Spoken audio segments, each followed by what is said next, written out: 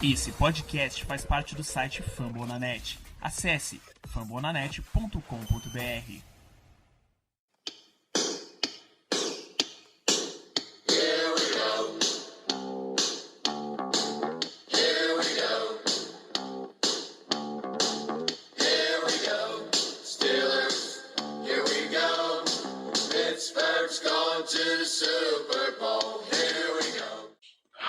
Muito bem, pessoal, estamos começando mais uma edição do Black Yellow BR Podcast, esse podcast que fala só sobre Steelers, parceria do Steel Curtain BR e do fambonanet.com.br. Eu sou o Danilo, vou ser o host de hoje de vocês. Para falar desse último jogo nosso, tem aqui comigo o Germano.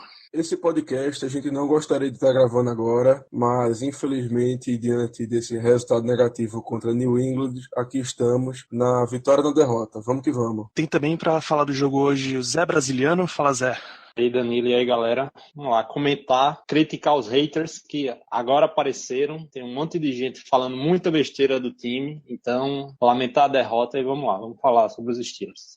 E justamente para falar disso também, esse rapaz cheio de parcimônia em seus comentários, Ricardo Rezende. Adorei a introdução de hoje, com muita parcimônia nos comentários. E hoje o programa vai pedir um pouco disso para se conter. Mas como o Zé já deu uma deixa, muitas críticas, mas o pessoal esquece de vez em quando que a gente chegou na final da conferência e terminou entre os 4 melhores times da liga. Então tem muito o que falar sobre a temporada e sobre o jogo hoje. Exatamente. Então vocês obviamente perceberam que não tinha como ser diferente o tema do programa de hoje. É a nossa derrota na final da AFC, 17-36 para o New England Patriots em Foxborough. Um jogo em que a gente, desde o começo, basicamente, foi dominado. E falando em começo, eu acho que um bom ponto para a gente começar é o fato que aconteceu logo no princípio do jogo, que é a gente perdeu o Le'Veon Bell por lesão, de acordo com o próprio Bell ali na segunda jogada dele, e isso determinou todo o ritmo do restante da partida. Foi assim, na opinião de vocês? Isso realmente fez uma grande diferença ou paciência foram uma série de outros fatores que ocasionaram na derrota? Como falamos no podcast passado, uma das chaves, um dos caminhos, talvez o principal caminho para a gente ir bem no jogo, para a gente ter chances reais de vitória, era justamente a gente emplacar o jogo corrido logo no início, com o Bell. Então, essa lesão na virilha dele foi de extrema importância pra gente. O DeAngelo Williams é um bom running back, ninguém tá dizendo que ele não é, ele realmente é um belíssimo backup, porém, o Bell é um dos melhores jogadores da liga, não só de running backs, de todos os jogadores, ele é um dos melhores da liga. A gente vive elogiando ele aqui no podcast, vive dizendo que ele deveria ser MVP pela qualidade que ele tem, pelo quanto ele jogou.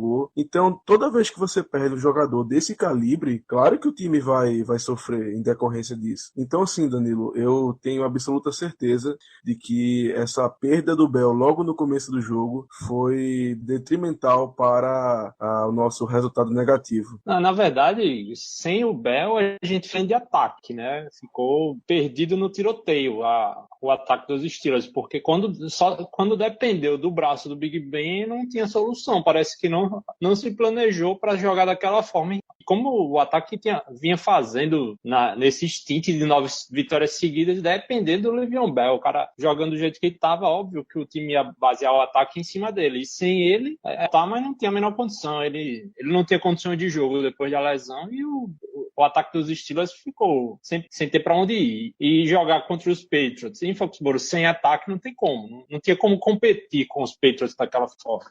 E Bell estava com 2 partidas de mais de 150 jardas só nesses playoffs.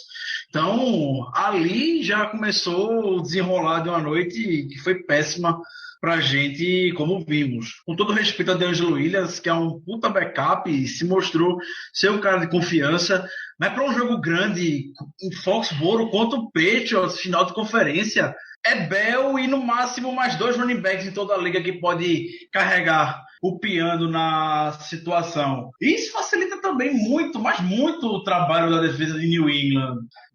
Até durante a transmissão, muita gente comentou, e eu reforço.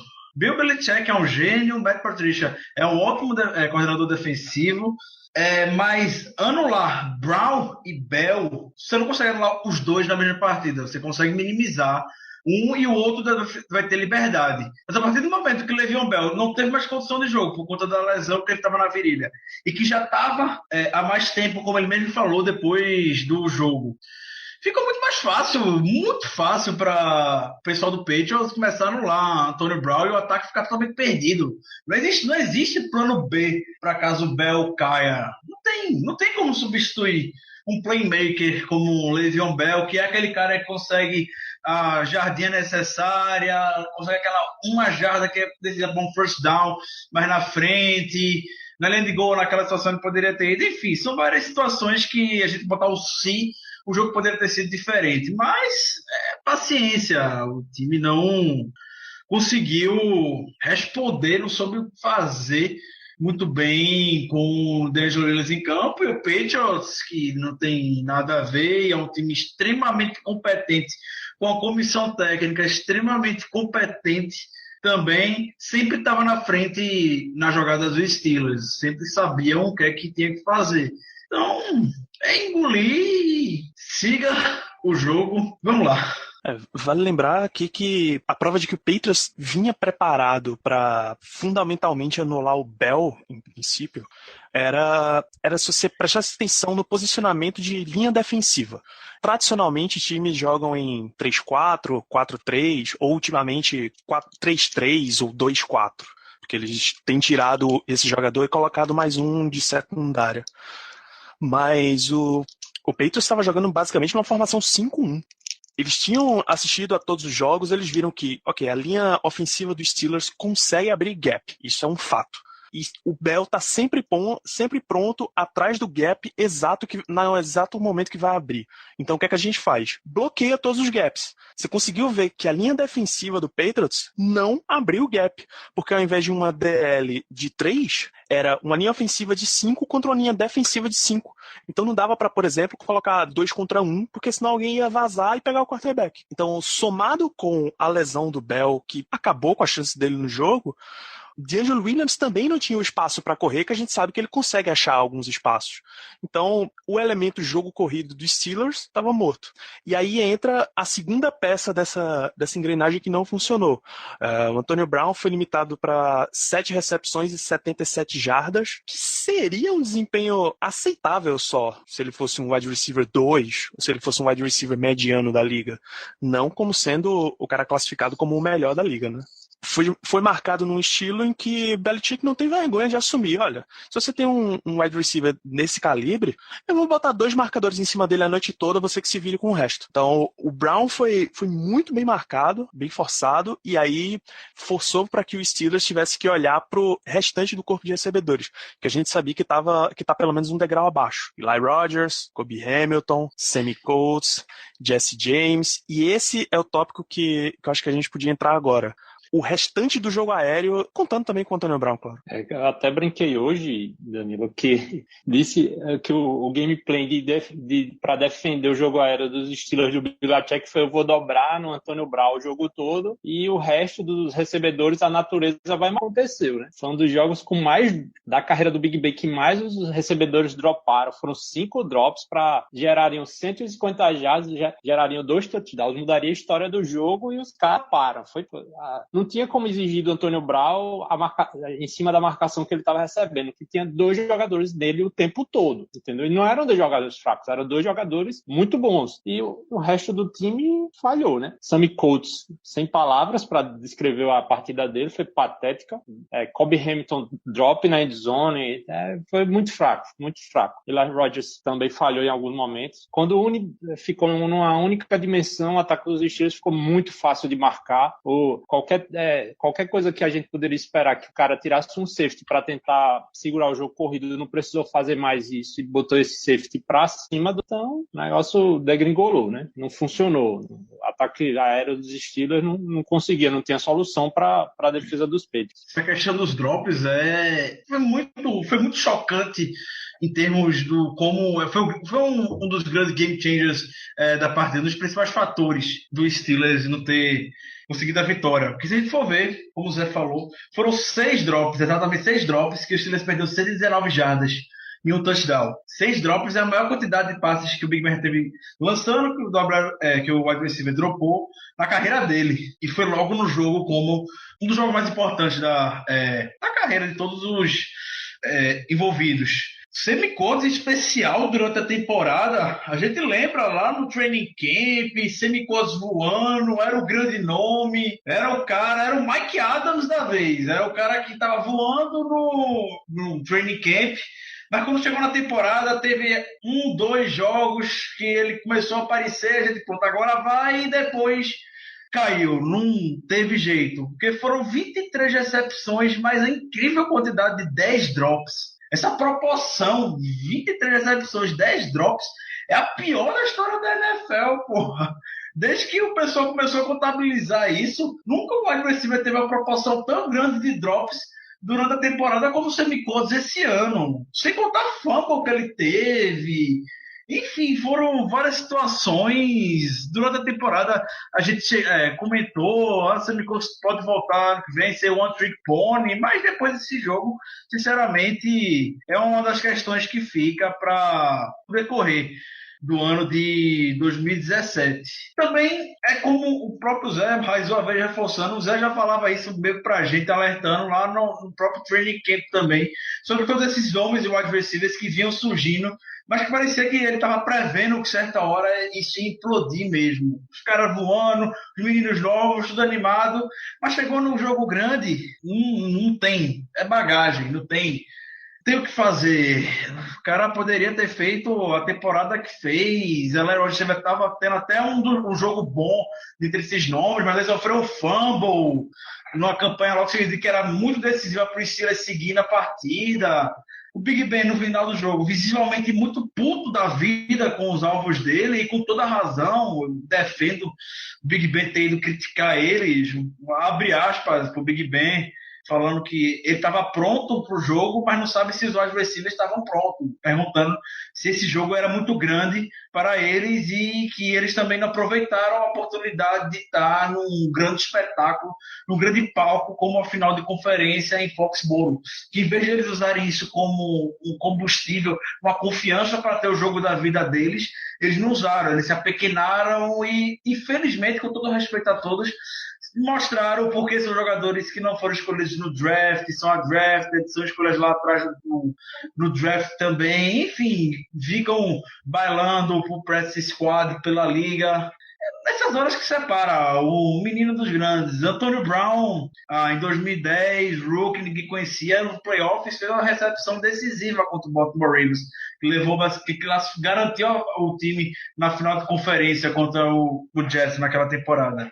E desse ano, em nenhum momento, nos playoffs, no momento decisivo, os meninos apareceram. Foi só Brown e Bell e Jesse James aparecendo de forma muito discreta. Então, lamentar, e a necessidade da posição de wide receiver é muito maior do que parece ser, na minha opinião. Eu vou fazer um pouco do chamado advogado do diabo. Eu também não tenho dúvida que os wide receivers, principalmente esses nomes mais novos, mais jovens, o Eli Rogers, o Kobe Hamilton, o Sammy Coates, especialmente o Sammy Coates, eles tiveram uma participação fundamental para essa derrota, porque realmente não foi uma atuação muito boa. Mas assim, como eu falei, eu vou tentar pensar um pouco pelo outro lado, porque, querendo ou não, são wide receivers novos que produziram acima da expectativa na temporada. O Sammy Coates não, tudo bem, porque o final da temporada agora retrasada, no caso passado, porque esse daqui não acabou tecnicamente, mas enfim, o Sammy Coates não, ele realmente foi uma decepção, porém, tanto o Kobe Hamilton como o Eli Rogers, eles superaram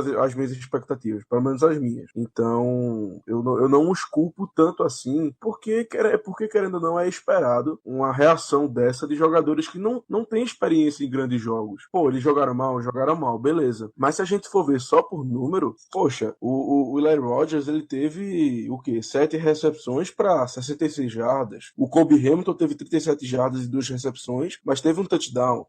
Eu sei que muitas dessas jardas aconteceram quando o jogo já estava basicamente perdido, beleza. Não tô dizendo que eles jogaram bem, isso é indiscutível, eles jogaram mal, realmente. Mas o que a gente podia esperar de um grupo de wide receivers receivers tão inexperiente. Não me surpreendeu de modo algum essa atuação. Eu esperava que eles tivessem uma atuação melhor, mas eu não posso também dizer que isso me surpreendeu. Então, assim, eles falharam? Falharam. Mas sinceramente, o principal fator dessa derrota não foi esse grupo jovem de wide receivers. Isso eu tenho certeza absoluta. Realmente não foi. Falando só, dando até um lembrete sobre o Kobe Hamilton, sobre o que ele fez na partida. Ele teve, além do drop na end zone, que o Steelers perdeu no touchdown, também teve aquela jogada que o cara não mostrou ter a menor noção de campo, que ele pisou fora e voltou, recebeu o touchdown, foi anulado, obviamente. Mas é ali que a gente vê também um diferencial de um bom wide receiver. O bom wide receiver sabe exatamente onde é que é o final do campo, e ele estava completamente perdido, desesperado, não estava preparado para aquele momento. Então, Big Ben, ao longo dos playoffs, já contra o Dolphins, criticou que o jovem wide receiver errou na rota quando lançou a interceptação. Teve jogada no domingo que ele foi a mesma coisa, lançou a interceptação, parecia um punt na jogada, mas alguém errou no lance. Vários erros que vão até além do drop. O drop fica mais visível porque está na cara da gente. Mas se for parar para analisar, olhar o filme de cada jogo e ver o Big Ben olhando para um lado e não ver ninguém, então foi alguém que errou a jogada. E provavelmente quem tem mais percentual maior de estar equivocado na jogada é o cara novo, é o cara que está lá se tremendo, podemos dizer, por estar na situação daquela. Então, sem palavras, por culpa do wide receivers do Steelers, que foi tão elogiado por nós durante toda a off-season, mesmo com os Martavis Bryant, a gente não esperava que a temporada fosse desengringolar para chegar nesse ponto na final de conferência. A gente está aqui crucificando os wide receivers do ataque. Não basta só criticar, o ataque falhou de forma generalizada mesmo. Sem o Bell, o Williams estava lá, mas assim, o que foi muito emblemático na performance geral do ataque foi aquela jogada que Jesse James marcou o touchdown, foi revertido pela revisão, foi para a linha de meia polegada para a linha do gol, e o time andou 3 vezes para trás, né, com uma jogada para menos 2 jardas, a outra para menos 4 jardas. Foi patético as chamadas, o Williams não conseguia fazer nada, e na quarta descida para tentar o TD, o Big Ben errou o passe, né? O passe foi longe, era um back shoulder e foi errado, né? Ali não foi uma culpa do recebedor que estava ali, a chamada também não foi das melhores, foi péssima. Parecia que ali aquele momento foi o momento que eu disse, agora não tem como, porque era uma oportunidade de chegar muito perto do placar, virava um momento e estragou. Ali estragou mesmo, foi quando fedeu, e depois daquilo o jogo só virou uma surra. Então não é só os recebedores, né? Não são só os recebedores. Big Ben também não fez a melhor partida da vida de playoff, bem longe do cara cut, que sempre foi, e não funcionou bem. Em geral, essa é a minha opinião do ataque. A gente vinha comentando já o desempenho do Big Ben, que estava bem abaixo, bem abaixo do nível que normalmente ele joga, ou vinha jogando durante a temporada regular. A gente relevou porque contra o Dolphins nem precisou, e contra o Chiefs acabou sendo um desempenho terrível, mas que tinha possibilidade de melhorar. Bom, aproveitando, já que o Zé levantou esse assunto, tem um outro fato que pesou muito na nossa derrota, foram algumas chamadas ofensivas, especialmente em situação decisiva, situação de red zone, de goal line. Como é que vocês viram esse play calling ofensivo pra gente? Pífio, patético.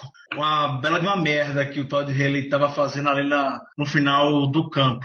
Eu sempre vou querer entender 2 coisas. A primeira é que Todd Haley e Mike Tomlin chegam na imprensa, elogiam horrores o que o Roosevelt Knicks faz para o jogo corrido, nos bloqueios, a importância que o Knicks tem no game plan do Steelers e para o sucesso de Le'Veon Bell e para o jogo corrido, por consequência. E não botaram o cara 2 vezes só no jogo todo contra o Patriots, naquela situação de gol. Não botaram o Knicks em nenhuma das chamadas, e para piorar ainda, Todd Haley me chama um fade para Kobe Hamilton, que puta que pariu. Não é qualquer wide receiver que consegue receber um fade na endzone para touchdown, não é qualquer um. Todo respeito a Kobe Hamilton, ele não é esse tipo de wide receiver. Você espera isso de Martavis Bryant, como já foi cansado de se ver em outras situações. Então, foi um playbook horrível, horroroso, e não é de ontem, não é do jogo contra o Patriots, foi nos playoffs, foi contra o Chiefs desse jeito, a gente parando sempre na red zone de Kansas City. Contra o Dolphins, muitas vezes a gente nem precisava chegar na red zone, então já só vinha big plays, era jogada de muitas jardas, não precisou disso. Mas, realmente, o fato de esquecerem, de não utilizarem o Knicks nessas situações também me deixa puto. É a outra nessa situação também que me deixa puto, essa questão de não botarem, pode soar até um pouco bizonho que eu vou falar, mas é não arriscarem um sneak sequer com o Big Ben. Eu sei que Big Ben tá machucado, a Liga tá machucado, Big Ben tá sempre quebrado, tá sempre sei lá o quê. Mas é meia jarda, porra. É meia jarda. Big Ben daquele tamanho, atrás do Pounce do De Castro. Não precisa fazer muito não pra entrar na endzone. Não vão matar o Big Ben ali não, naquela situação. Não vão. Não bota o DeAngelo Williams, bota correndo, saindo correndo lá da linha de 10 jardas. Muito fácil para o Patriots conseguir anular isso as quatro vezes, como foi que a gente viu. Para mim, inclusive, o jogo se acabou ali. Um touchdown, como já estava basicamente certo, a gente estava contando, o jogo iria para 17-13, podendo ir para 17-14 e se converter na situação de 2 pontos. A gente receberia a bola no terceiro quarto e ali poderia desenrolar um jogo muito mais parelho. Mas depois daquilo ali, segura, enfim, ali a gente já mostrou, foi mais um dos fatores que mostraram que ali não era dia de Steelers vencer o jogo. O Mike Tomlin, ele disse, né, que não chamou sneak porque ele, nas palavras dele, os Patriots carregaram a linha para prevenir o sneak, né? Só que aí as chamadas foram péssimas por DeAngelo Williams, né? Se eles estavam carregando a linha lá para proteger esse tipo de corrida pelo meio, então espalha, né? Espalha os jogadores, bota o Big Ben em shotgun e bota 5 recebedores e inventa uma coisa, porque aquelas chamadas, cara, foram chamadas de gente de time medíocre, pô. Time medíocre. E, cara, é como o Ricardo acabou de falar, a gente tem uma linha ofensiva potente, pô. Tenta um sneaker na linha de meia jarda, se não funcionou, aí sim inventa outra coisa. O que a gente já cansou de ver foi o Belichick chamando de sneaker do Tom Brady. O Tom Brady, acho que é o jogador que sente o sec, que é o que mais sente sec na NFL. Qualquer coisinha ele já se agacha e recebe o sec. Não é aquele cara que vai pro contato. Você tem o Big Ben, um cara grande, um cara forte, e você não chama o sneaker. Pra mim é covardia. Ali se acovardou. E eu lembro do momento do jogo que a gente tá 0-5 em situações de red zone. Pô. Contra os Patriots, não é impossível. Hein? Isso não funciona. A gente já sabia que ia dar merda quando o Boswell chegou lá e errou o extra point lá, e depois de um jogo que o cara acertou 6, né? 6 field goals, ele chega lá no extra point e erra, já dava pra ver ali que não ia pra frente não, que o negócio tava uma noite estranha lá em Foxborough pros Steelers. A questão do Knicks não me surpreende, porque e eu vou precisar de você, Ricardo, pra me lembrar exatamente o que era, porque eu juro por Deus que eu tentei, mas eu não tô lembrando exatamente o stat que era. O Tomlin argumentava que o Tulsa estava no retorno para ser o lead block do semicosto no retorno, sendo que o Tulsa tinha uma quantidade dobrada de chutes retornados em relação aos semicotos. Tinha sentido esse argumento dele para deixar Tucson retornando os kickoffs. Exatamente. Então, um time que faz isso, um coaching staff que faz isso, não me surpreende deixarem o Knicks fora de jogo, só jogando 2 snaps, dois míseros snaps, e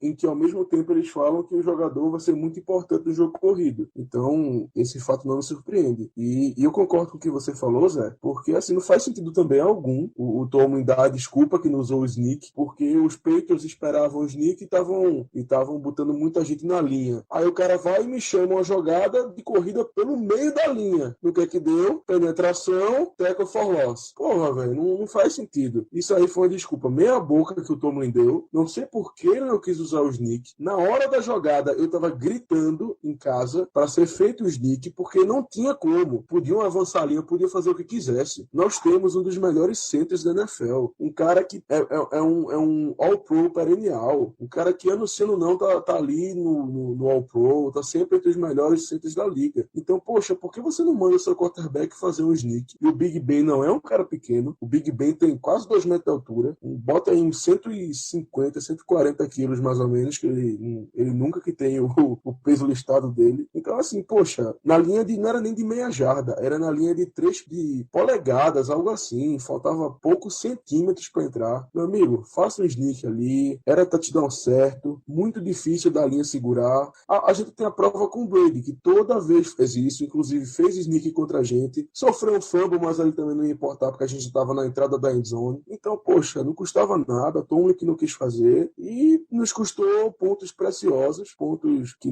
nos fizeram muita falta, porque se a gente conseguisse aquele touchdown, o jogo ia para 17-14 para os Patriots. Eles iam receber a bola com um pouco mais de 1 minuto, beleza, iam receber, mas podia também não dar em nada, como não deu, já que eles receberam a bola e não fizeram nada, e iríamos receber a bola no começo do segundo tempo. Ou seja, teremos uma posse de bola ainda para quem sabe virar o jogo. O momento ia mudar totalmente, mas não. O field goal do Boswell foi basicamente broxante para todo mundo e acabou com a moral do time. Acabou com a moral do time porque ali a defesa dos Patriots mostrou que não tava para brincadeira. Que mesmo uma bola na linha de polegadas eles conseguiram parar. Então foi uma pisada na bola muito grande do Mike Tomlin e do Todd Haley. Muito grande. Então vou aproveitar já esse gancho, respirar fundo, porque lá vem outra onda de ódio, assim. Desde o ponto em que o Bud Dupree voltou pro time, há 9 semanas atrás, a gente viu que a defesa encaixou e começou a funcionar. Começou a ter pressão, a gente saiu daquela eterna defesa em posição de prevent, e foi exatamente o que a gente viu voltar no jogo de ontem. Defesa soft, dando um espaço gigantesco para recebedores como Edelman, Amendola e especialmente Chris Hogan nesse jogo, que são conhecidos por um estilo de jogo que passe rápido, recepção, jarda depois da recepção. Então, como é que um plano defensivo, um play calling defensivo, me deixa tanto espaço para caras como esse durante o jogo inteiro? E como é que eles mantêm o mesmo plano, mesmo depois da gente ir pro intervalo perdendo por 17, volta ainda pior no segundo tempo? É hora de voltar de novo a descer a lenha na defesa. Isso também não me surpreende. E eu não falo nem pelo desempenho da defesa nessa temporada, não é nem por isso que eu falo. É porque contra os Patriots, beleza, a defesa falha contra vários times, tudo bem. Mas contra os Patriots é uma coisa recorrente de várias temporadas e são sempre os mesmos erros. Primeiro drive, não entendi o que aconteceu. O Keith Butler, o manteigudo, resolveu, não sei nem se foi ele, se foi o Tomlin, pouco me importa, resolveu simplesmente não mandar pressão, resolveu mandar 3 jogadores na pressão apenas, e o resto, os outros 8, ficarem em uma zona muito falha, diga-se de passagem, e no restante do jogo foram aquelas mesmas falhas de sempre que a gente já conhece contra os Patriots, falhas de zona ridículas de jogador sem saber onde marcar, sem saber qual era a sua zona. Várias vezes durante o jogo os jogadores dos Patriots estavam livres e muitas vezes em situações de terceira descida, em situações na red zone, inclusive levamos um touchdown assim. Então, Danilo, simplesmente isso também não me surpreende. Sabemos que o Brady é um puta de um quarterback, mas o Brady não desconcentra a defesa a esse ponto, não. É muito mais demérito da defesa do que mérito do Giselo. Não tem explicação. Parece que contra os Patriots a defesa desaprende a jogar o pouco que ela já sabia jogar. A gente fica pior nas coisas que nós já éramos ruins. Se deu para vocês entenderem o que eu estou querendo dizer. Os nossos defeitos parece que afloram contra os Patriots, porque são vários jogos seguidos que é a mesma coisa. Inclusive, mesmo com 12 homens em campo, como aconteceu naquele jogo de começo de temporada, deu na mesma coisa. Mesmo com 12 homens, a zona continuava falha e continuava deixando o cara livre. A única diferença para esse jogo foi que não ficamos com 12 homens em campo em nenhum momento, mas mesmo assim a zona falhou miseravelmente de novo. Cara, não chega a ser uma questão dos Steelers contra os Patriots, é da NFL contra os Patriots. Desde que eu acompanho a NFL, eu nunca vi nenhuma defesa ter sucesso contra o Tom Brady, mandando 3 homens no rush e marcando em zona. Isso não funciona. Ninguém consegue fazer isso contra o Tom Brady. Ninguém. Isso o Mike Tomlin e o Butler, quando estavam preparando o gameplay, pensaram, vamos tentar surpreender aqui. Como é que a gente vai surpreender? Vamos fazer o que todo mundo faz, né? E pensaram eles estão esperando muita pressão e eles vão fazer um gameplay ofensivo para fazer blitz counter com passes rápidos. E aí, então, nós não vamos fazer o que eles esperam, cara, mas foi péssimo. O gameplay defensivo era ridículo, né? O Paulo Antônio mesmo falava, Dupree desceu fez drop coverage, James Harrison na cobertura. Não funciona, cara. Ele tinha que mandar a gente. Algumas vezes você via funcionando quando existia alguma pressão pelo meio, teve alguns lampejos de funcionar a defesa, mas foi muito mal, o gameplay péssimo, a execução era muito fraca. Quando a gente conseguiu um bom rush para cima do Tom Brady, tinha uma segurada que a arbitragem não marcava, mas, nossa, era muito espaço que tinha, muito espaço. Teve jogadas que o Tom Brady teve mais de 5 segundos para passar a bola e achava Chris Hogan, meu Deus, nem sabia quem era Chris Hogan, e agora o cara fez uma partida de Julio Jones na final de conferência. É muito fraca a defesa, um gameplay fraco, chamadas fracas no jogo, falta de ajuste no segundo tempo, como o Germano falou, partida patética e mais de o mesmo, né? Não canso de falar isso. Mais de o mesmo dos Steelers contra o Patriots, que 99% dos jogos, desde a era do Bill Cowher, também é assim. Bill Cowher também tinha dificuldades contra os Patriots, não é uma coisa do Mike Tomlin, e continua assim. A NFL quase toda é assim. Parece que não aprendeu, não assistiu o jogo da semana passada, né? Que você viu o Houston causando dificuldades para o ataque do Tom Brady e os caras praticamente ignoraram o que eles fizeram, né? Fizeram o contrário. Inclusive, Zé, puta que pariu, James Harrison na cobertura foi foda. Ele tava mais perdido que filho de puta em Dia dos Pais, era uma coisa absurda, velho. Eu nunca... Sério, a gente sabe que o James Harrison em cobertura nos deu uma memória, uma lembrança muito nostálgica, muito alegre, mas o cara com 38 anos de idade, num jogo de AFC Championship, o principal pass rusher do time, caindo pra cobertura, meu amigo, é brincadeira, viu? É brincadeira. Teve uma jogada bem icônica, né, que ele tinha que marcar o flat e, meu Deus, e o cara tava sozinho. Acho que o cara tá um fullback dos Patriots, não sei quem era, o cara tava sozinho, o James Harrison tava basicamente do lado de outro jogador nosso. Ali ele tava perdido. E os Patriots começaram o jogo com um ataque tempo, né, não deixava a nossa defesa nem pensar e se perdeu geral ali. Foi bem complicado aquele começo e parece que ficou atordoado pelo resto do jogo, né? Uma das principais características que essa defesa teve ao longo desse ressurgimento, ao longo da temporada, desses 9 jogos maravilhosos, bons jogos que a defesa fez, bons jogos, passou diretamente pela regularidade da quantidade de snaps dos jogadores. Passou aquela insistência, aquela rotação que Mike Tomlin, Kit Butler tanto gostavam. Tira Bud Dupree, bota Anthony Chiquilo, tira James Harrison, bota Jarvis Jones, tira Jarvis Jones, bota Arthur Motes. Lá no safety, tira Sean Davis, bota Robert Golden, tira Robert Golden, bota Rodon Dangerfield, blá, blá, blá, blá. Acabou isso, todo mundo, a defesa ficou fixa na formação bonitinha. Sean Davis e Mike Mitchell, James Harrison e Bud Dupree, no Jazier e Lawrence Timmons, tava tudo muito bem, mas aí o retrocesso domingo foi gigantesco. Fizeram o pior gameplay da temporada dos Steelers, foi esse contra o Patriots, um jogo onde não pode ter um mínimo de erro, e eles conseguiram fazer pior do que já estavam fazendo de ruim no início da temporada. Voltou tudo, foi um filme. na nossa cabeça, caberia muito mais pontos pro Patriots fazer. Não existe time que ganha do New England mandando 6 blitz no jogo todo. E Mike Tomlin se defende falando que parou de mandar blitz porque o release de Tom Brady estava muito rápido. Porra! Tem umas coisas que o Mike Tomlin fala que é pra gente chamar a gente de burro. Ele não vou chamar vocês de burro porque é por respeito a todos que estão me ouvindo agora, sendo Mike Tomlin. Mas ele descrasca tem hora que ele faz isso na nossa cara, dá uma risadinha, chama a gente de burro. Enfim, no início da partida, quando eu vi o Hargrave conseguindo o sack no Tom Brady, eu fiquei muito animado. Eu pensei, porra, finalmente. Enfim, viram o jogo do Texas, viram a dificuldade que o center do Patriots teve dificuldade.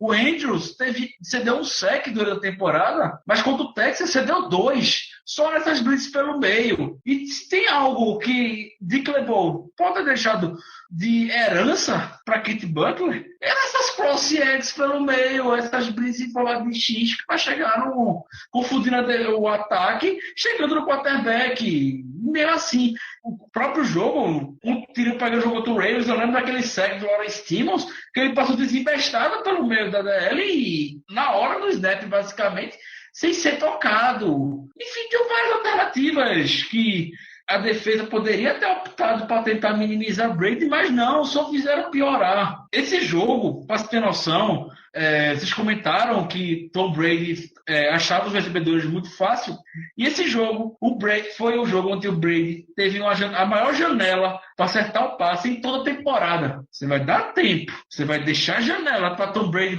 acertar os passes, porra, não tem jeito, não tem como ganhar de New England desse jeito recuando Deus e o mundo, não. Cobertura em zona é algo para uma defesa extremamente entrosada, os mesmos jogadores em campo, e não foi isso que a gente viu. A gente viu um Robert Golden completamente perdido, fora de ritmo de jogo, o cara não participou de snap nenhum nessa última sequência, estava lá dentro de campo, cedeu o touchdown, perdido lá. Jordan Dangerfield, mesma coisa. Enfim, são essas decisões misteriosas que do nada Mike Tomlin insiste em voltar a fazer e caga o jogo todo. Tom Brady tá até agora lançando touchdown.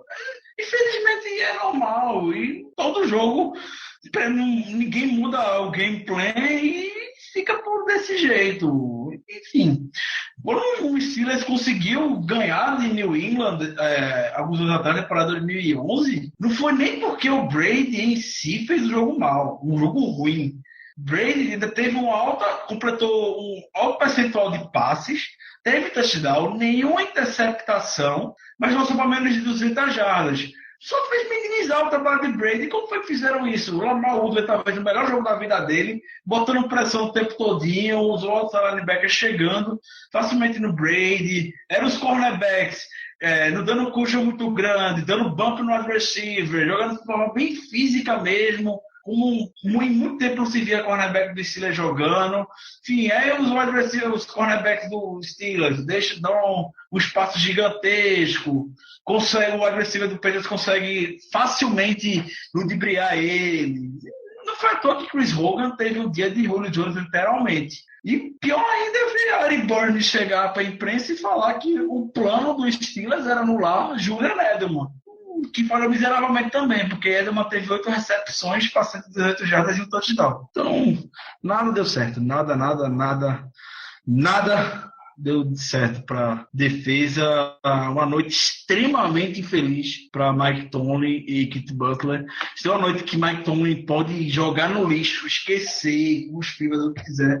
Essa noite, infelizmente, por mais que eu goste de Mike Tomlin, ele já fez outros gameplays desses, em situações semelhantes, e não aprendeu a lição, e sinceramente também vai ser agora que ele vai aprender. Aguentar próximos anos novamente isso, até que essa defesa seja um pouco alinhada. Foi uma péssima situação para ele experimentar um gameplay, né? Porque você vem de 9 vitórias seguidas jogando de um jeito, e a coerência era que você tentasse jogar do mesmo jeito. Eu acho que aumentaria a as hipóteses de sucesso, né? Porque inventar uma coisa que, aliás, nunca não tinha funcionado, funcionou contra uns times fracos no começo da temporada, e abusar da incoerência depois de 9 jogos jogando de um jeito e com 9 vitórias seguidas, você tentar na final de conferência inventar uma mudança dessa, se tiver jogado do jeito que estava jogando, eu acho que perderia menos feio, passaria menos vergonha. E, inclusive, essa questão de termos mudado a forma de jogo, ela se reflete muito no que o Ricardo falou. Não só o Ricardo, como todos nós. A falta de pressão foi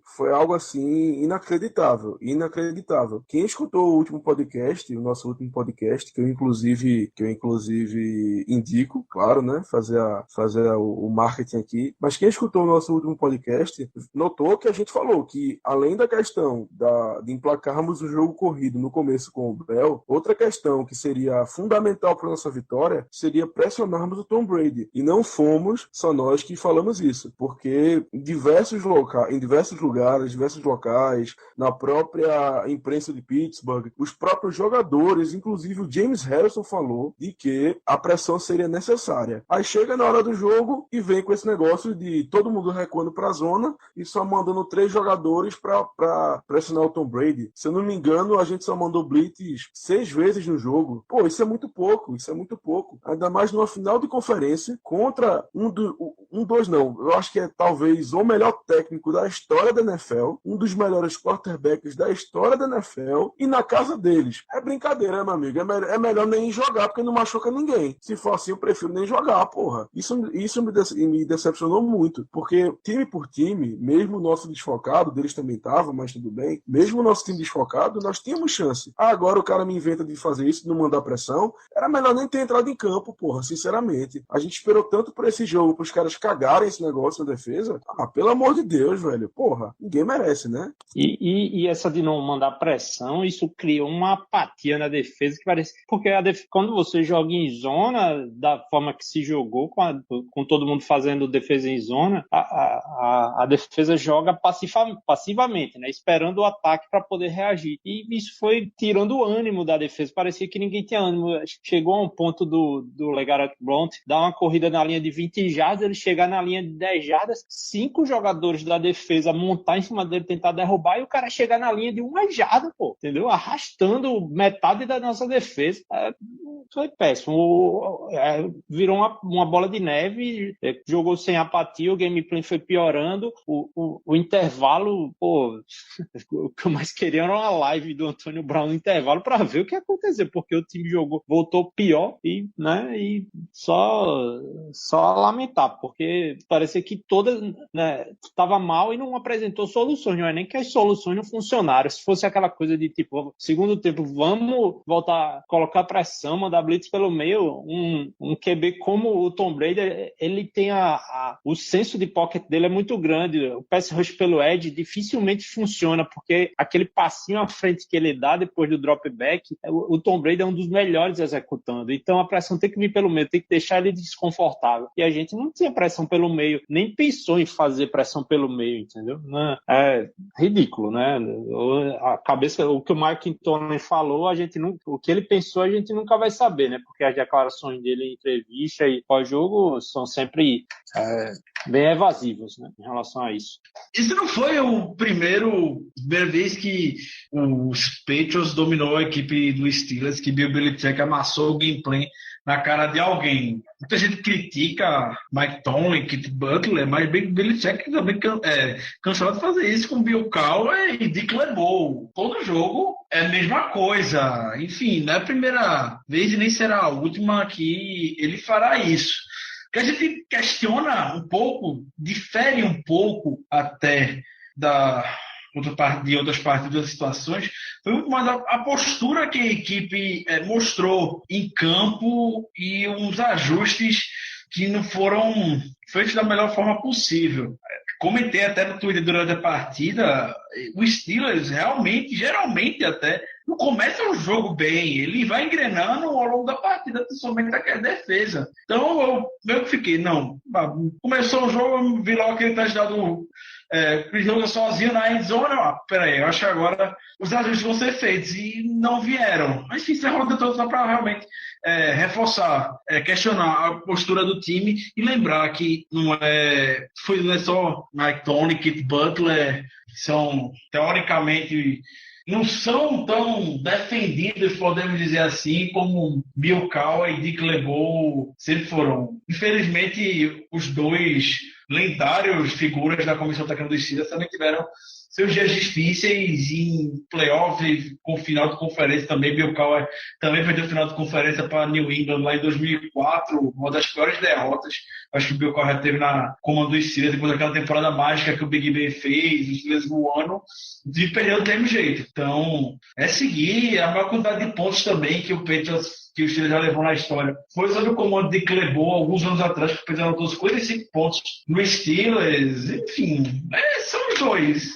Essa dupla de QB e head coach é a melhor da história. Felizmente, consegue maltratar uma franquia tão tradicional como a do Steelers. E o Chris Hogan, ele pode muito bem deixar metade do bicho dele no gabinete do Keith Butler, viu? Ele pode deixar lá porque basicamente fizemos o nome dele. O cara nunca tinha tido 2 touchdowns no mesmo jogo e no primeiro tempo, sozinho, ele já tinha 2. Então, ele com certeza pode deixar metade do bicho dele porque a nossa defesa mereceu. O Chris Hogan, ele recebeu todos os passes sozinho. Eu não sei como a nossa defesa conseguiu fazer isso, né? Todos os passes ele recebeu sozinho. As rotas dele, rotas simples, né? Não tinha sofisticação nenhuma. Até na endzone, cara, recebeu um TD que não tinha nem jogador perto dele. Enfim, isso era o que a gente tinha para falar sobre esse lamentável jogo, essa terrível exibição. Sinceramente, eu perdi o gás até para ver o Super Bowl. Normalmente é um jogo que dá vontade de ver, é um jogo legal. Para mim, pode encerrar a temporada que já deu. Assim, eu aguento ficar até setembro sem isso de boa. Mas, obviamente, os Steelers não podiam deixar a gente encerrar a temporada assim, né? Eles não podiam deixar a gente só acabar o programa aqui, voltar daqui a pouco para falar do futuro. Não, precisa meter mais lenha na fogueira. Então, a gente precisa falar sobre Antonio Brown e Big Ben, o que andou rolando no antes e depois do jogo. Então, a gente precisa falar desse pós-jogo, do que aconteceu com Antonio Brown e Big Ben. Declarações, o que a mídia vai ficar falando, buzinando no ouvido da gente o resto dessa off-season. E aí? Então, a gente vai ter uma off-season bem animada aqui em Pittsburgh por conta desse final que acabou se tornando... Poderia ser um final heróico se o time tivesse tido uma boa postura contra o Patriots e tudo mais, mas também uma muito melancólica e desenrolou em acontecimentos que a gente estava esperando muito que fosse terminar assim. Enfim, então, Antonio Brown saindo do vestiário sem falar com a imprensa, sem falar com absolutamente ninguém, não vai jogar o Pro Bowl também, se não quer, não começa como eu não vi, nada relacionado a algum motivo plausível para ele justificar o vencimento do Pro Bowl. Eu até tinha comentado minutos antes até no Twitter que o Antonio Brown não ia perder a festa, né? O Antonio Brown, marketing e tudo mais, o cara da liga, um cara publicitário, vai perder isso aí, óbvio que ele não vai. E incrivelmente ele não vai jogar Pro Bowl. E culminou hoje com mais uma história, sempre a NFL Network jogando um pouco de lenha no que acontece dentro dos bastidores dos Steelers,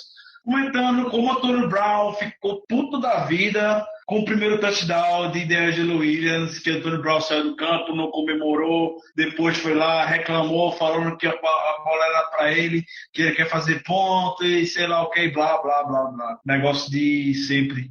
Enfim, eu não duvido, pela forma do Brown, que isso tenha realmente acontecido, mas que não foi das proporções do drama todo que a NFL Network sempre faz quando envolve o Steelers. Até o próprio Pat McAfee veio, postou nas redes sociais o print da tela, que mostra o Brown lá com a mão levantada na hora que o Darius Williams fez touchdown e que não entende essa perseguição que a NFL Network também tem com os Steelers, que a gente sabe, pouco off, que semana passada a NFL Network e o Pat McAfee tiveram em pé de guerra por eles não terem valorizado devidamente a posição de punter e tudo mais.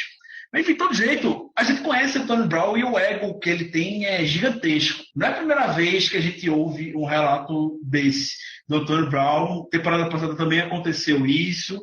Então, agora, por isso que a gente deixa um pouco a dúvida no ar, né? Primeira vez, não, tudo bem, mas segunda vez a gente já sabe que pode ter realmente algo no meio. Então, toda a cara que o Tony Brown fez no final da partida, a empresa de Pittsburgh também gosta de um sensacionalismo, vez ou outra, manda, os Steelers devem trocar o Tony Brown por causa do contrato dele agora. Que mal o Antônio Brown faz ao Steelers, ser uma distração por conta da live no Facebook, enfim. O Antônio Brown não é Santos, mas vamos ser bem sinceros aqui. A gente sabe que o Brown, fora de campo, tem seus deslizes. Realmente é extremamente imaturo perante a liga. O bicho já tem 28 anos. Com a experiência que ele tem, o tempo que ele tem na liga, isso aí não devia estar acontecendo, ele não devia ter manchete por conta disso, até porque tem esse histórico e que já levou broncos de Mike Tomlin. Sim, Mike Tomlin multou ele até em $10 mil, por conta do vídeo, a live que ele fez no Facebook, mas o Tony Brown precisa parar realmente dessa parada, desse freio. Ele não apareceu nas redes sociais por esses dias, diminuir um pouco todo esse oba-oba que se monta, todo esse espetáculo que se monta atrás dele e jogar mais. Não que ele não jogue nada, não estou falando isso, mas mostrar mais dentro de campo, mais um pouco de liderança, um pouco de respeito aos seus companheiros de equipe que estão lá lutando, estão lá treinando também com ele todo dia, e não é porque ele é Tony Brown que ele é diferente de ninguém. No próprio vídeo a gente vê o Antônio Brown lá atrás dançando, o Tony estava dando discurso. Ali é o maior sinal de que, infelizmente, a figura que o Antônio Brown é. Então, esse off-season ele vai ganhar, o Steelers vai renovar com ele, o Steelers não vai cortar nem trocar ele, mas é para ele refletir muito sobre o que ele quer realmente na vida dele em Pittsburgh. Rapaz, o que eu penso é perder é uma merda, velho. A derrota é uma merda, né? Porque até eu vi um Twitter agora de um perfil americano que cobra os Steelers e falou que até então eu nunca ouvi falar de um problema do Antônio Brown com drogas ou com a polícia, ou com a justiça. O cara sempre foi hard worker, sempre produziu muito, em altíssima produção e tal, mas os Steelers perderam, meu amigo. O problema é você perder numa sociedade tão competitiva como os Estados Unidos, como a americana perder é um problema. E perder apaticamente, depois do escândalo que teve da live no Facebook, né? Se os Steelers se classificam, o Antônio Brown seria a mesma pessoa, ele não seria outra pessoa, mas se os Steelers ganham dos Patriots, estaria tudo. Não foi uma distração, mas a distração é a mesma, né? O problema é você perder. Eu acho que isso aí é tudo foguinho de imprensa, de reacionismo lá de internet, mas quando começar de fato a off-season, isso baixa todo esse tipo de coisa. Os caras vão lá voltar a treinar, Mike Tomlin conversa pra lá, conversa pra cá e vai transformar isso em motivação. Com certeza o Antônio Brown vai ser diferente, vai estar diferente ano que vem. Os caras escutam, é o paizão da turma. Eu não gosto de botar gasolina nesse tipo de coisa, não. Acho que é muita perda de tempo, é muita reação, overreaction à derrota, esse tipo de coisa. Até Big Ben dizendo que quer se aposentar, como a gente vai discutir agora, também é reação exagerada à derrota. Sei lá, perder é ruim, é sempre ruim, né? Sempre perder gera esse tipo de coisa. Eu realmente não gosto de botar gasolina, não, nesse tipo de fogo, não. Tem o fator que a derrota foi mega apática, pesou muito em toda a reação da mídia, de fãs, enfim. Mas você não gosta de botar fogueira, Zé. Mas se tem um cara que gosta de treta, esse cara se chama Drew Rosenhaus. Por acaso, é o agente do Antônio Brown.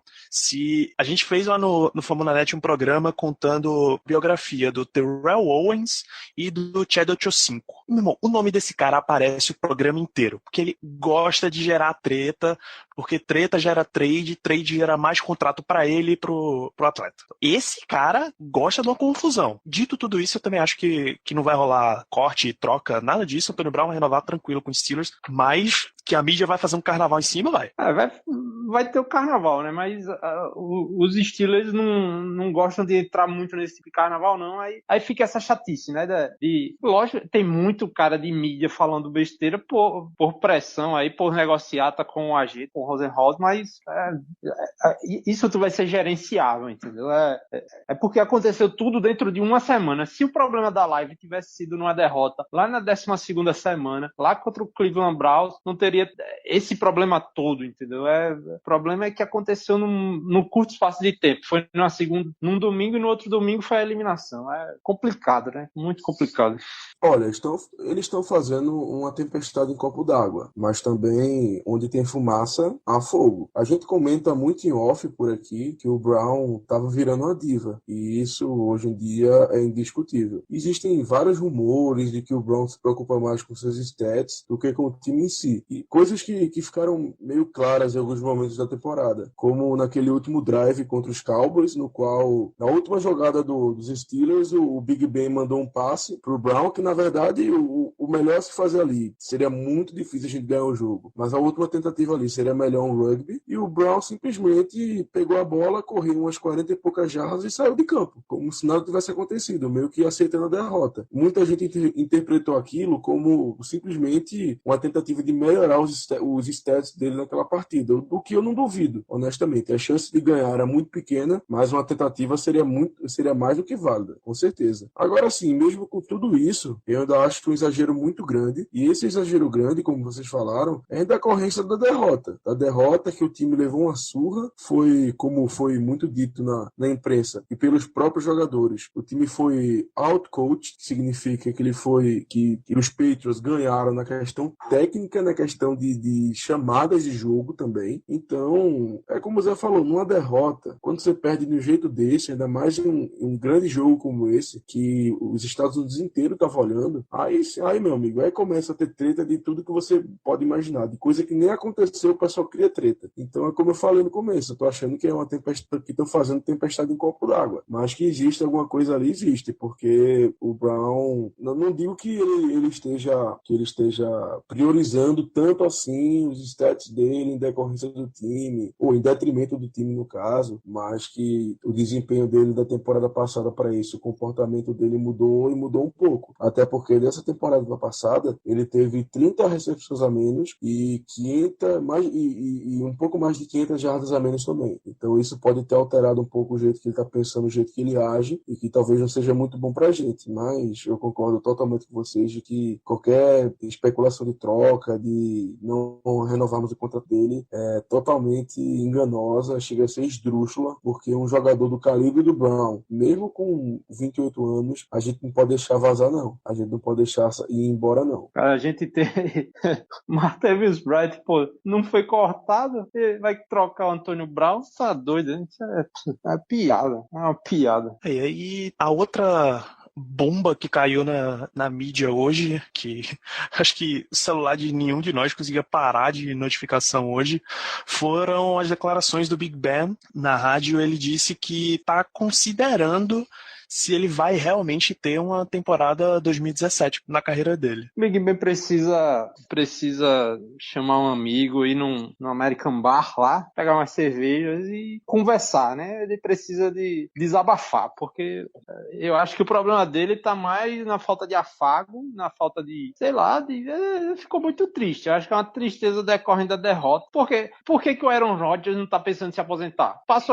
Foi a mesma história nossa. 8 vitórias seguidas, vai lá, passou vergonha na final da NFC. Por que o Big Ben tá nessa? Estado mental. Os caras, ele desmotivou por causa de uma derrota, mas Big Ben é um cara super competitivo. Ele é o novo Brett Favre, pô. Ele vai jogar enquanto tiver um pé pra jogar, ele ainda vai estar lá jogando. De se aposentar, eu acho a coisa mais improvável que existe. Pô, você vê, o James Harrison acabou o jogo, jogou mal, né? A defesa jogou mal, foi pífia. Depois do jogo, o cara já tava dizendo que não tava acabado, que vai voltar ano que vem. Big Ben, pô, você não vai voltar. Só tá triste. Desabafe, pode desabafar, Big Ben. Pode desabafar. Se preocupe não, todo mundo é amigo aqui, não esquente não. Pega uma cerveja e desabafa. Eu até vi um tweet falando exatamente isso que o Zé falou, o Big Ben dando uma cerveja com Brett Kiesel, para que ele possa falar dos problemas dele, que a gente tá vendo que o Big Ben tá numa fase emocional meio complicada na carreira dele. Até porque o Big Ben também sempre, a gente brinca muito, tem um fundo de verdade que é o drama queen, gosta de fazer essas declarações bombásticas, nem nada, ele na hora até fala com certa inocência, nem imagina que isso vai ter muita repercussão, ele até imagina, porra, todo mundo sabe que vai voltar ano que vem, mas eu vou falar só pra natural mesmo, conversando de boa com o programa dele, que ele tem lá de rádio, eu vou soltar isso no ar só pra ter uma resposta mesmo pra esses caras, aí o pessoal já começa toda a movimentação, Tony Romo no Steelers, Kirk Cousins, próximo quarterback do Steelers, o Steelers tem que ir atrás de vir gente, pode acreditar, gente pedindo Marcos Mariota no Steelers, eu vou. Porra! É complicado. O Big Ben falou isso de uma hora, não lembro exatamente a hora. 5 minutos depois, o programa de rádio estava com Brett Favre, para Brett Favre estar comentando essa declaração do Big Ben. Puta que pariu. 5 minutos depois, Big Ben falando isso, o programa de rádio de Big Ben ainda rolando, e tinha um programa outro de rádio da NFL comentando, com Brett Favre falando que sobre Big Ben, falando justamente isso, que ele tem que repensar e sei lá o quê. Enfim. O Brett Favre é o cara com menos autoridade para falar sobre. Sei lá, qualquer pessoa, menos o Brett Favre. Pra você ver. Enfim, de todo jeito, eu acho que foi só, de todo jeito, foi um primeiro alerta. Big Ben, ao longo da temporada, comentou muito sobre questão de contusão, como ele quer ficar bem para ver os filhos crescendo, quer passar tempo com a família. Só essa conversa que os atletas mais que vão chegando no final de carreira começam soltando, o Big Ben tem 3 filhos, quer ficar mais perto dele. Enfim, todo esse papo de sempre, ele fica com muito medo das lesões que tem. Isso sabe que é um drama, mas foi a primeira vez, foi um choque, na verdade. Acho que muita gente ficou com um choque. Porque foi a primeira vez que ele comentou a palavra aposentadoria. Quando ele fala isso, então aí o pessoal já vê os precedentes. De todo jeito, eu acho, apesar de que ele com certeza não vai se aposentar agora, que o Steelers já não deve ficar até o final do contrato e deve sair antes do que o Steelers está planejando, o que o Steelers pensou até quando o Big Ben poderia ficar como quarterback aqui. Eu acho que isso pode mudar um pouco o planejamento que eles vão fazer no draft, enfim. Não sei, todo jeito o Landry Jones é free agent, que não sabe se o Landry Jones vai voltar. O time iria atrás de um quarterback de toda maneira, mas acredito que agora, falando um pouco mais sério agora, que o Steelers deve dar uma olhada especial na posição, até porque Mike Tomlin disse na coletiva hoje que essa não é a primeira vez que Big Ben fala sobre a aposentadoria, que eles já conversaram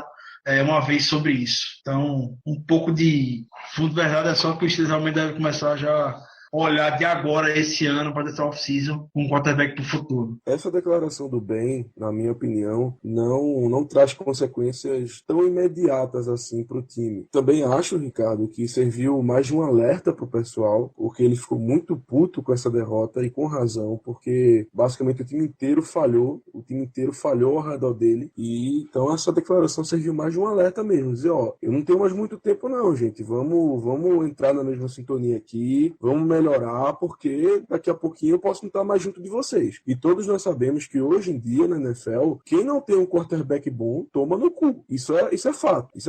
Temos vários exemplos de times que penam diversos anos procurando um quarterback acima da média, um quarterback até, razoável para tentar fazer alguma gracinha. E nós temos até um privilégio de ter um quarterback feito Big Ben, que é um quarterback Hall da Fama, para mim não tem dúvida alguma. Então, ele deu essa declaração, na minha opinião, mais nesse sentido, de ser um alerta pra galera e de não ser uma coisa tão imediata. Talvez ele realmente esteja pensando em terminar a carreira um pouco mais cedo do que ele pensava alguns anos atrás, quando ele assinou a renovação do contrato. Talvez ele esteja até pensando nisso, mas até por questão de sucesso na NFL, porque, poxa, o time chegou, foi top 4 da liga, chegou na final de conferência. Então, talvez ele queira mais uns 2, no máximo uns 3 aninhos aí, para tentar chegar em outro Super Bowl e ganhar, para sair por cima. Mas essa declaração, de novo, eu não acho que tenha consequências tão imediatas assim para o time, não. E só mais uma coisinha nesse mesmo tema do Big Ben, e voltando um pouco também ao Antonio Brown, o Brown postou há pouco tempo no Instagram,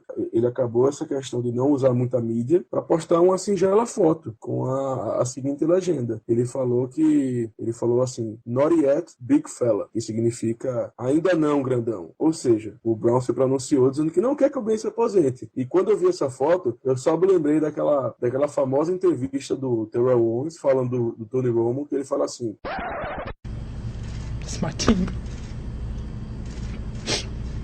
It's my quarterback. Vamos esperar que essas belíssimas palavras emocionadas do Brown, façam o Big Ben pensar aí, não para agora, mas que ele fique um bom tempo ainda como quarterback desse time, porque sem ele vamos sofrer bastante. Teve um terceiro jogador, na verdade, que deu declaração, mas ele foi tão assertivo assim que nem tem muito o que dizer. James Harrison deu entrevista dizendo que ainda não acabou o tempo dele na NFL. A gente até vai discutir um pouco mais para frente, porque ele é free agent, mas ele simplesmente olhou e disse: não acabei ainda não. Eu ainda tenho coisa pra fazer aqui nessa liga. É free agent? Não precisa de contrato não pra jogar não. Vai lá treinar.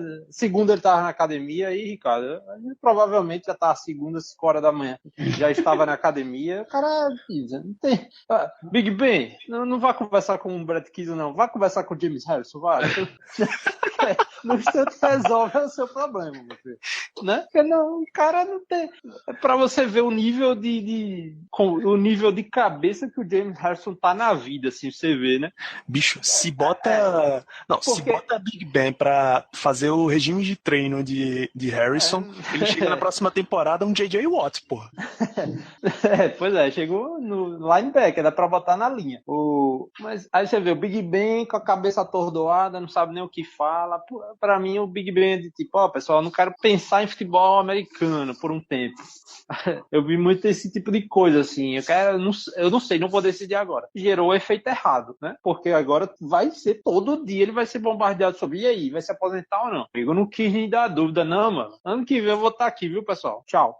Basicamente isso. Então, cara, James Harrison é a alma dos Steelers hoje, viu? É o cara que... É impressionante. Que alma o cara tem, que alma, né? Podia ser um jogo de, tipo, depois do jogo que teve domingo, rapaz, eu acho que realmente não dá pra mim mais não, todo ano jogar e morrer na praia e tal, não, o cara vai estar lá ano que vem de novo, 40 anos de idade, cara, James Harrison é o MVP de honra do time. Bom, é isso então, pessoal, acho que a gente falou bastante desse jogo e das repercussões que a gente teve no pós-jogo. Eu particularmente já disse que não tenho a menor vontade de assistir o Super Bowl, mas vou aproveitar o momento e vou pedir para vocês que, junto com as considerações finais, vocês deem palpite pro Super Bowl. O que é que vocês acham que vai rolar nesse jogo? Começando com você mesmo, Zé. Rapaz, você não tá com vontade de assistir o Super Bowl, eu não tô com vontade de jogar videogame, viu? Porque eu tava numa secura tão grande de Madden que nem ligo mais o Madden. Pelo amor de Deus, eu vou passar alguns dias aí sem ligar o videogame. Sobre o Super Bowl, palpite eu não tenho não, tenho torcida, né? Porque eu sou Falcons, desde criancinha agora, vai Falcons, Matt Ryan MVP e vai dar Falcons. Tom Brady não vai ganhar esse não. Esse é o meu palpite. E aí, Ricardo, pra encerrar por hoje. Então, minha consideração final fica uma mensagem pro fim da temporada como um todo. Depois do jogo contra o Patriots, a gente viu uma enxurrada de críticas da mídia, da torcida principalmente, para cima de Mike Tomlin. Então, a gente mesmo criticou o Mike Tomlin ao longo do episódio, as decisões erradas que ele teve, o gameplay pífio que foi armado, tanto no ataque quanto na defesa, principalmente. Mas enfim, não é porque o Mike Tomlin teve erros no início da temporada, nessa final de conferência, Mike Tomlin também tem créditos pela reviravolta que esse time deu nessa temporada 2016-2017. Depois daquele jogo contra o Dallas Cowboys, que o Steelers perdeu do jeito que perdeu. Alguém acreditava que o Steelers fosse chegar na final de conferência, porque já tinha jogado a toalha depois daquele dia. Não esperava que o Steelers fosse dar a volta por cima, porque a sequência de 4 derrotas consecutivas, o time não estava jogando absolutamente nada durante esses jogos, o time não estava motivado, enfim, foi uma fase terrível aquela. E o Steelers não perdia há mais de 70 dias, foi a maior sequência de vitórias da carreira de Mike Tomlin. Isso tudo não é cagada, nem é por acaso não. O cara fez os ajustes necessários para o time dar a volta completamente na temporada e terminar entre os 4 melhores times da NFL. Eu falo isso independente da lesão de Derek Carr pelo Oakland Raiders, do como terminou o Kansas City Chiefs, da AFC, da defesa do Denver Broncos, que não levou o time dos playoffs, o Baltimore Ravens, que venceu a gente esse ano, independente desses times. O Steelers foi um dos 4 melhores equipes. Não é todo mundo, não é qualquer equipe que termina com 9 vitórias seguidas, independente da tabela que ele tem. Então, eu gosto do Mike Tomlin, critico muito ele, mas eu sempre digo e repito e vou reforçar novamente. Eu não troco o Mike Tomlin por nenhum head coach em toda a liga. Acho que o Mike Tomlin é o cara de confiança da família Rooney e não é uma derrota de conferência que é para ter mudança imediata no comando dos Steelers. O próprio final do jogo mostrou um status muito curioso. Mike Tomlin e Big Ben é a dupla de head coach QB mais vitoriosa na liga, a segunda, né? Porque Tom Brady e Bill Belichick. Desde que Mike Tomlin entrou na NFL. Então, isso tudo não é por acaso, não é crédito porque tem um mega QB ali, Big Ben, enfim, você deu para ter mais ou menos a noção de onde eu quero chegar. Muitos ouvintes aqui não gostam do Mike Tomlin, eu respeito a opinião de vocês, mas vão ter que engolir ele muitos e muitos anos ainda, podem ficar tranquilos com relação a isso. E o palpite de Super Bowl que eu deixo, Bill Belichick vai dar um jeito, vai dar um jeito de anular esse ataque do Patriots, eu não tenho a menor dúvida disso. E o Patriots não tem o que fazer, vai passar mais um título na nossa cara. Roger Goodell, o cara de bunda, vai dar o troféu para Tom Brady. E é isso. Beleza, então, Germano, tuas considerações finais. Eu tenho algumas considerações finais para fazer. A primeira é que eu sigo essa mesma linha de raciocínio do Ricardo, eu sigo nesse mesmo tom. Após o final do jogo, a gente viu que as redes sociais elas foram inundadas com reações acaloradas de torcedores e de sangue quente. Acabou o jogo, perdemos o jogo, o pessoal tava puto e foi um Deus nos acuda, um inferno, não sei o que, e demite Tomlin, e manda o Brown embora e não sei o que, e o Bell não presta. Foram reações muito precipitadas, mas a gente sabe que ocorre, até porque se tratando de um jogo, as pessoas agem desse modo mesmo. Mas eu vou nesse mesmo tom do Ricardo, que nós estamos até mal acostumados, porque o nosso time, por exemplo, o Mike Tomlin até hoje não teve uma temporada com mais derrotas do que vitórias. O mínimo que ele teve foi uma temporada 8-8. E isso é um número absurdo, comparando com o resto da liga, não preciso nem falar, né? Nós somos muito mal acostumados e, graças a Deus, somos mal acostumados em relação a isso. O time é jovem, diferentemente de temporadas passadas, o time ficou muito mais jovem, ele rejuvenesceu bastante, nossa defesa tem muito potencial, tem um futuro muito grande, a gente sabe que ela falha, que tem o que melhorar, mas em questão de jogadores, eu vejo um futuro brilhante, honestamente. Nosso ataque completo, eu digo sem medo de errar, não tem Falcons, não tem Saints, o nosso ataque completo é o melhor da liga. Então, assim, eu vejo o nosso time com um futuro brilhante nos próximos anos e estaremos sempre nas cabeças disputando o Super Bowl. Isso eu tenho absoluta certeza se nenhuma catástrofe acontecer. E minha outra consideração final, inclusive foi o Ricardo que postou no grupo, é uma que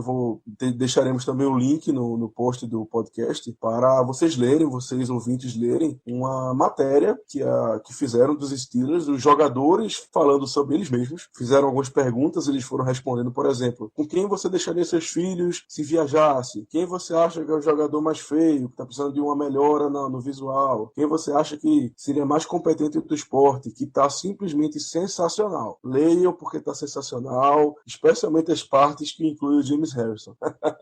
E meu palpite para o Super Bowl, eu quero muito que a Atlanta ganhe e vou torcer para eles. Eu acho que o ataque deles é fenomenal também, é muito parecido com o nosso. E os Patriots, a gente sabe que na hora da decisão eles crescem, a camisa pesa, mas eu vou de Atlanta, eu vou de... Não cheguei a pensar em um placar exatamente, eu vou de Atlanta, sei lá, vai 31-24 para o Atlanta. Se Deus quiser, é o meu palpite e espero que os Falcons ganhem porque eles honestamente merecem. O Matt Ryan jogou demais essa temporada, deve ser considerado o MVP e com seus méritos, então eu vou estar torcendo para eles e sim, eu vou ver o Super Bowl com um gostinho meio amargo na boca, mas espero que os Falcons evitem esse título dos Patriots. Bom, então é isso, gente. A gente vai encerrando o programa de hoje. Para deixar o meu palpite, eu acho que Bill Belichick não vai deixar o jogo nem ter graça. Vai destruir o Falcons, não tem casca de playoff, os caras são... Na hora do Super Bowl isso conta pra cacete, experiência e tal. Vão chegar, passear e um abraço. Vai dar Patriots tranquilo. Deixar os recados de sempre. Acessa lá fambonanet.com.br para ouvir o podcast. Confere as matérias no steelcurtainbr.com. E um aviso novo aqui.